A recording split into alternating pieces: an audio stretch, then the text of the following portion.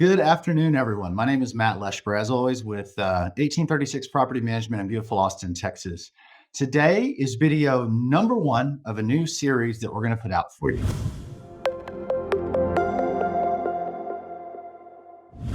In the office, every day we have so much that we come across due to the volume of properties that we manage. And we discuss those internally, but we rarely get to share those experiences with you guys that are investors. And so this series is going to be called Story Time. And we're going to share with you real life stories that happen to or for investors, maybe residents too. We'll see where it goes because, hey, every week it's something new. And we're going to remove the names and remove the addresses and just kind of give you guys the background and the takeaway from it. So if you're an investor, if you're wondering, oh my gosh, does crazy stuff really happen? We're going to share the crazy stuff with you. And we're going to try to have a little bit of fun with it, but also ensure that you can take a lesson home so that you know what not to do. There's going to be a lot of times when your property manager, whether you're with us or with any other company, is going to say, you've got to spend money. And the first inclination of most people is, no, I don't want to spend any money. Okay, now wait, what did you say? And we get it, right? It's emotional, it's financial, it's a lot. But we really need to be able to make the right decisions because the option often is not to not spend money. It's, do you want to spend it today or do you want to spend a boatload more tomorrow? Now, we know it's painful. We know you don't want to write the check. We know you'd rather go on vacation. But the right thing is always the right thing to do, right? So that's what we're going to dig into in this series. This video is about deferred maintenance, specifically a roof leak. Well, that could happen to anybody.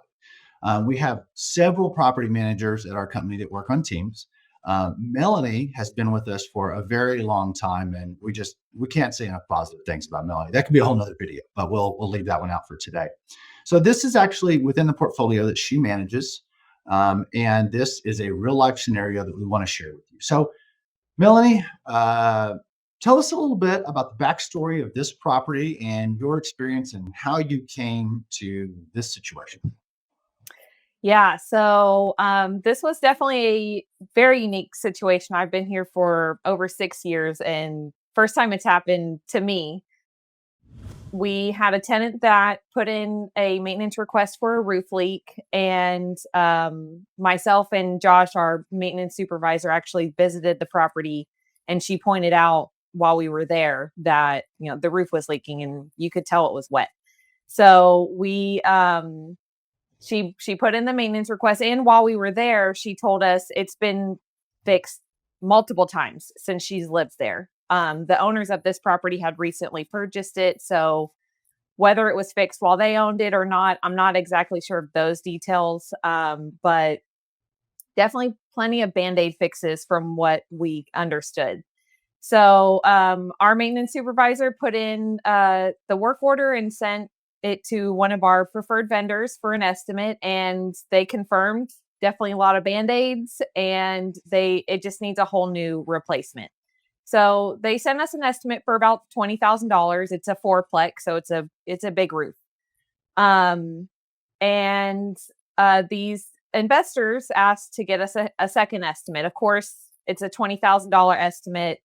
I probably would have done the same.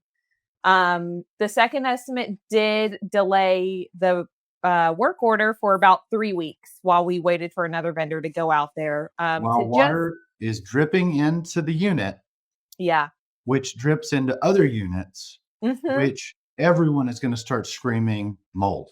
Yes. Whether it's real or not. The resident in this unit kept a bucket under that space, so to catch any water that came in. Second estimate comes in, and it's actually about $10,000 more than the first estimate.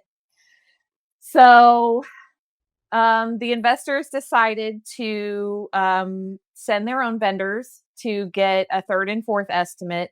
That prolongs the roof leak for about another month. And while the vendor is on site, which we actually weren't notified they were coming, so tenant just shows up and someone's on the roof. While they're there, the roof caves in her master bedroom, just about a foot away from her bed. Can't make this up. Yep. So So yeah, then we had to go through the process of basically getting the tenant out at that point and um, providing a lot of concessions to prevent it from hopefully going to courts.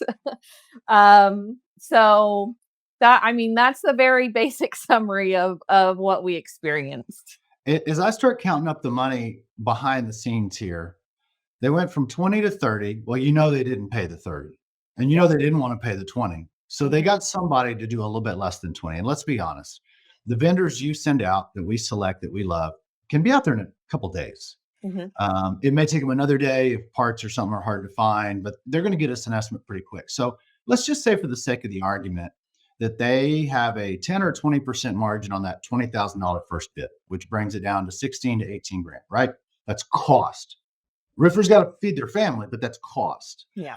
Okay. So if the margin was 4 to do this properly, let's go down the cost. I mean, I made a couple notes here. I'm looking at damage to tenants' personal property.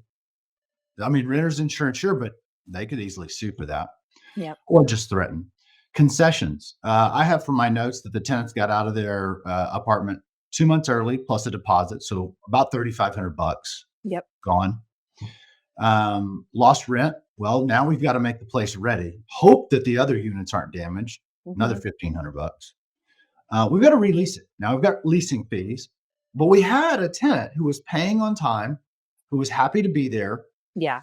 and now we've got to find it. So just the cost of releasing, right? Because agents have to get paid, paperwork has True. to be processed. Yeah. There's commissions with that, so that's another 1,500. I understand that they got an attorney involved just to send some nice threats to the owners because, well, Yes. let's be honest, this should have been handled. Yeah. This it should have been squashed before it ever got to this point.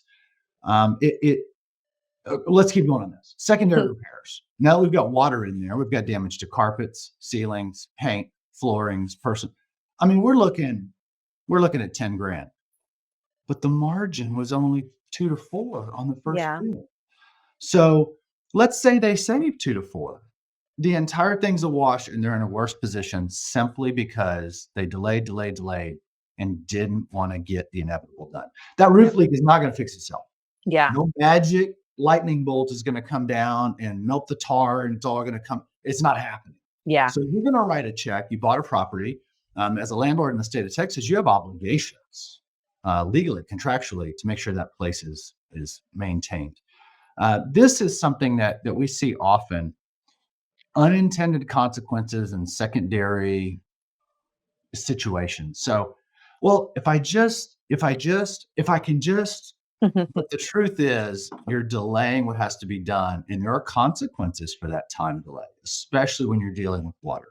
Yep. Water, we don't, we call it mildew. We don't want to use the M word, but Mhm.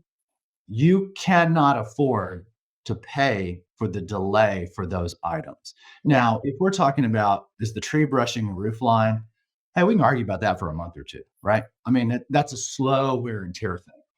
But water, biggest cause of damage and loss on these properties. So you got to act Yes. really quick if it's water related. And there will be something else that comes up that well, if I just, oh, well, it's a shame that happened. No, it's just, it happened because you delayed. So anyway, Yeah. we've got kind of a tally on repairs here, which is close to 10 grand. Very Ooh. interesting because it's all money out the window. Yeah. They were going to spend money where they were going to spend money. And instead, they spent money twice Yeah. just because of the delay. So I also find it fascinating that the first bid came in because you guys always send the vendor that you think is the best. So the first bid Yeah. came in lower, which I know no one believes us, but we see that all the time. Yes. So Melanie, what's your takeaway from this? What do you, if you had other investors, if there was investors listening to this at other companies in Portland or in New York, what was your takeaway that you really wish you could share with them as somebody who manages hundreds of properties for the last 6 years, who does this as a career and a professional?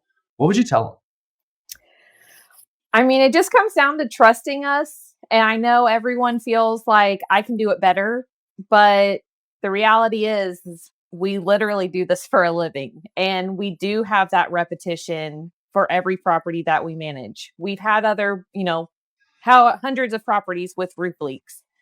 Thankfully, none of them resulted in a situation like this, but it always comes down to, I think I can save a penny, and then you end up spending a dollar.